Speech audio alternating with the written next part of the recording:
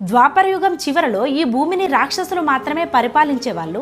వాళ్ళు అధికార మదంతోని ప్రజల మంచి చెడ్డలు పట్టించుకోకుండా విచ్చలవిడిగా విహరించేది. ఇక ప్రజలు కూడా యథారాజా తదా ప్రజ అన్నట్టుగా కామక్రోధాలకు లోనయ్యారు. ఈ రాక్షసుల వల్ల భూదేవికి జరిగిన నష్టాన్ని భర్తీ చేయడానికి శ్రీ మహావిష్ణువు ద్వాపరయుగం అంతమయ్యి కలియుగం ప్రారంభమయ్యే ముందు శ్రీకృష్ణుడిగా అవతరించింది. పూర్వం సూతపుడు పుష్ణి అనే భార్యాభర్తలిద్దరూ శ్రీహరిని గూర్చి 12,000 సంవత్సరాలు కఠినంగా తపస్సు చేసిండు.